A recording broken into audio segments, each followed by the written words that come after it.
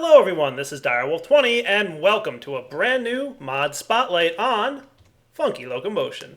It's time to check out this awesome mod by R.W. Tema, author of Extra Utilities and the new thermal expansion conduit system and all kinds of other crazy mods that R.W. Tema works on anymore. He seems to be doing a lot of stuff.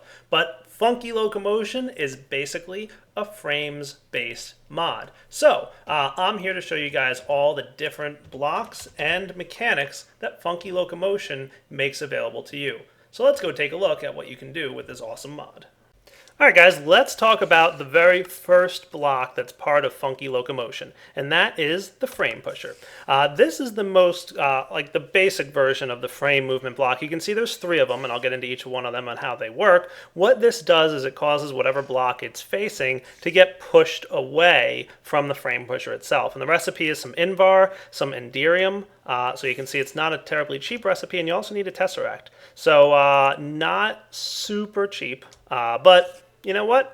It's a pretty cool block, so you're going to want to make sure that it's a little bit more towards the end game than anything else. So the frame pusher is pretty easy. Place it down, and you can interact with it with the crescent hammer from thermal expansion or most of the other wrench types. Funky Locomotion also adds its own type of wrench, which is just an iron nugget and a piece of iron. But like I said, if you have a crescent hammer, I don't think there's anything you can't do with the crescent hammer that you can do with a wrench, so you're more than welcome to just use this thing all the time. Simply right-click on a block face, and it'll either face away from you on that face or towards you. So you can see when I'm clicking on this block face, it's facing away or towards me. When I'm clicking on this one, same deal, and here, same deal. Okay, so basically the face that is like the green part here is the one that's going to actually do the pushing. Now the only other thing that you need to know about these frame pushers is they do require a form of resonant flux energy here. So you can see we've got some RF in this creative energy cell, and now you can note Whale is telling us that the frame pusher has this nice little bit of power inside it. There's no interface that you can right click on to see how much power is stored in the frame pusher. So unless you have Whale installed, you won't know how much power is in there. But yeah, go ahead and make sure that you have some kind of power source hooked up to it. I'm just using a creative energy cell for the purposes of this demonstration. Now the next thing you need to do, apply a redstone signal. So if we hook this thing up with a redstone signal here, the frame pusher will push the block in front of it away. Pretty cool. Now most blocks will get stuck if there's something in the way. The only exception to that rule, of course, is frames. So let's take a look at the frames themselves.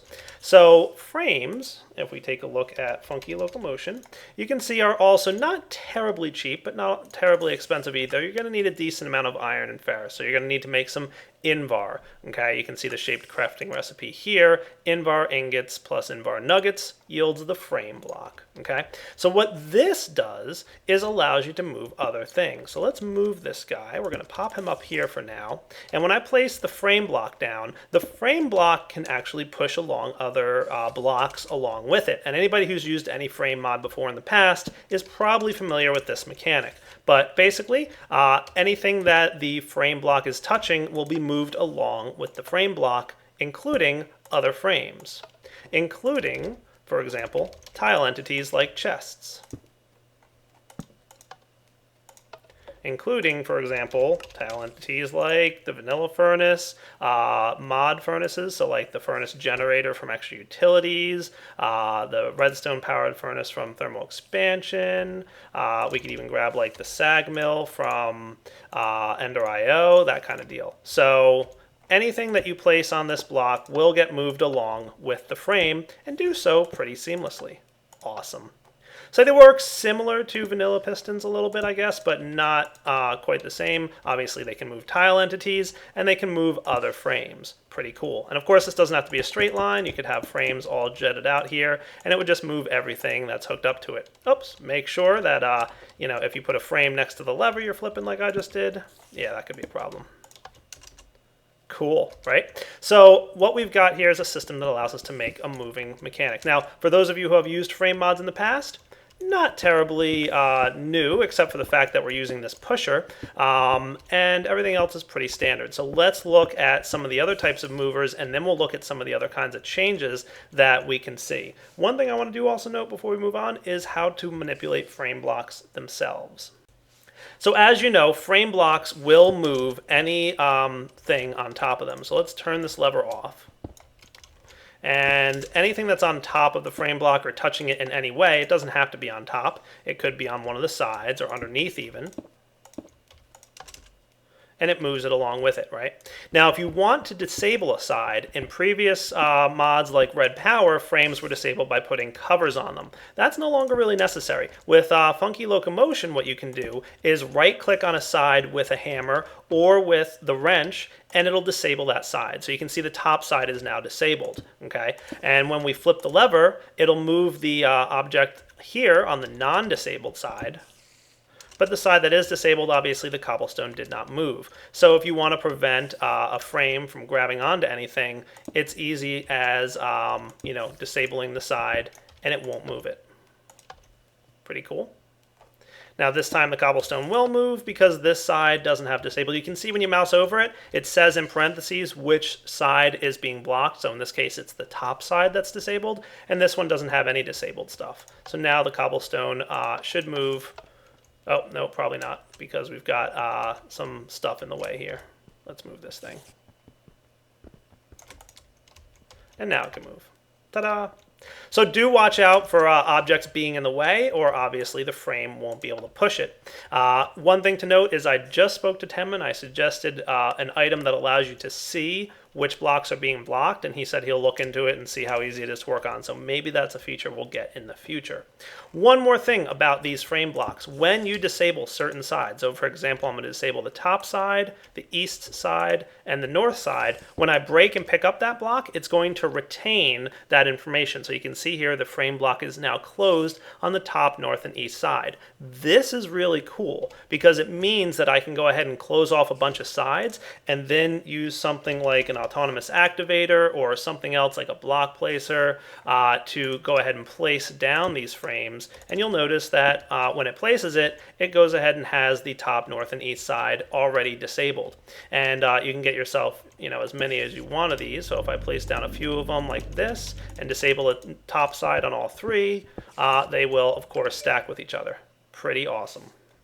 So now obviously you saw the frame pusher. Let's take a look at the frame puller. This does pretty much exactly what you might expect. It only requires an existing frame pusher, and you add onto it a slime ball, some redstone, and some signalium nuggets, which is a semi-new nugget from thermal expansion. It's made with some copper and some silver and some destabilized redstone. So similar to the Enderium bucket, but redstone instead of that resonant ender, etc., etc.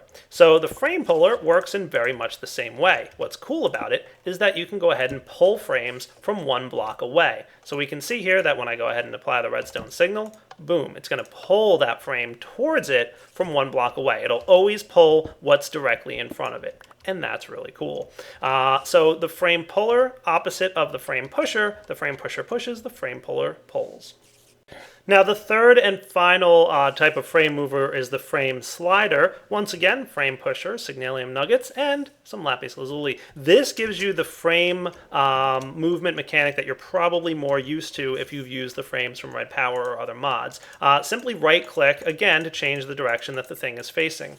And shift right click with the wrench to change the direction that the blocks will move. So you can see here if I shift right click, it'll move things down. If I shift right click again, it'll move them towards me, move them up, move them away from me, that kind of thing. Okay, so you can't make it go forwards or backwards with this thing. You can kind of only make it go in any one of those four directions because the forwards and backwards mechanic is obviously covered by the pusher and the puller. So if you wanted blocks to move in the direction of the arrow, you simply place a block in front of it and give it a redstone signal. And just as you might expect, it'll work exactly the way the pushers and pullers do, giving you the mechanic of being able to push it forward and backward. Pretty nice. Now for an important note about how these frame pushers, pullers, and sliders all work is that when the redstone signal is applied, it waits for a block update to occur before telling the frame pusher or slider or whatever have you to actually do its movement. Now, giving it a redstone signal by a lever or something else forces a block update typically. So when you apply the redstone signal, it's going to force an update and push the block forward. Same here. Now, other updates that could occur in the world can also trigger it. So if you leave the redstone signal on, for example, on both sides, when the frame moves in front of the frame pusher, that, for example, is triggering a block update. telling the frame pusher to push again, which is what gives us this nifty little forward and backward motion here. Other examples of block updates are like crops growing or trees growing or pretty much anything that forces a block update that you guys are somewhat familiar with. I don't know all the things that cause block updates, but there's all kinds of ones out there, I'm sure. And basically that's what occurs. So when you give it the redstone signal either with a button push or by flipping the lever, that forces a block update. But then you can create neat mechanics like this, which is pretty cool because as you might have seen in the past when you make things like caterpillar drives and such with frames, you usually had to have some kind of timer system to force the frame pusher to move. Now, when the frame moves in front of the pusher or slider, it's going to go ahead and trigger a block update telling the slider to push it again. So you can make much more simple designs for your caterpillar drives, and that is pretty cool. All right, now the next cool trick you can do is actually take these frame blocks and carve them up with a saw. So let me just go ahead and make some frame block covers, and frame block covers work exactly the way as frame blocks do on the side that the cover exists on. So, for example, if we had some transfer pipes here and we put a frame block cover like so, the frame block cover will move the transfer pipe along with it. How cool is that?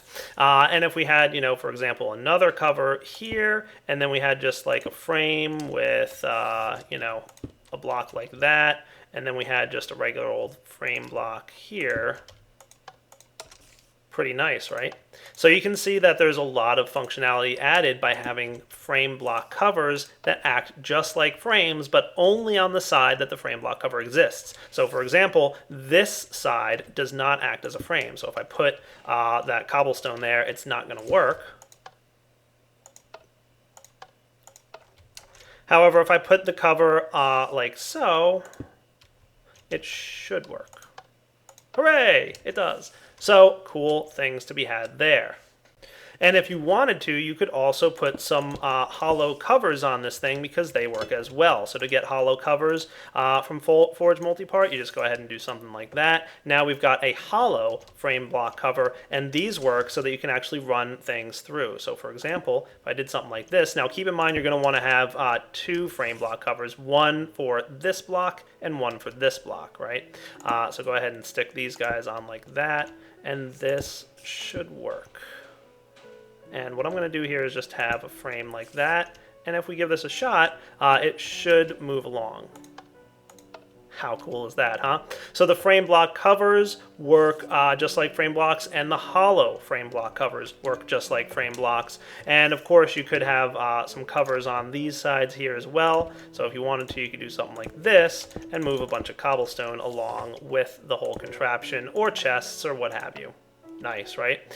We could have, for example, a block here. Actually, you know what? Let's make this a hollow. And then we can have a chest here. And then everything should move along just fine. Oh, that is cool. And you can see the transfer pipes connected into the chest and all that good stuff. So you can run anything that's Forge Micropart compatible. So things like applied energistics cables, these transfer pipes from extra utilities, the conduits and whatnot from thermal expansion that are still being developed by RW Tema. Most of those things, anything that's pretty much Forge Multipart compatible, can live inside the frame covers. Awesome.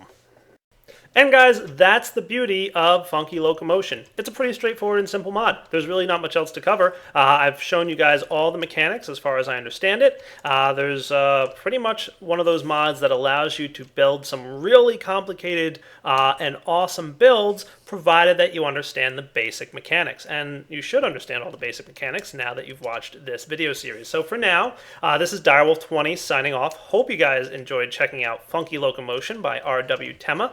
Definitely a mod that's worth playing. It is part of the Direwolf20 mod pack, so feel free to start playing around with it. If you're using the pack already, it's there and ready for you to use. Alright guys, Direwolf20 signing off. Take it easy.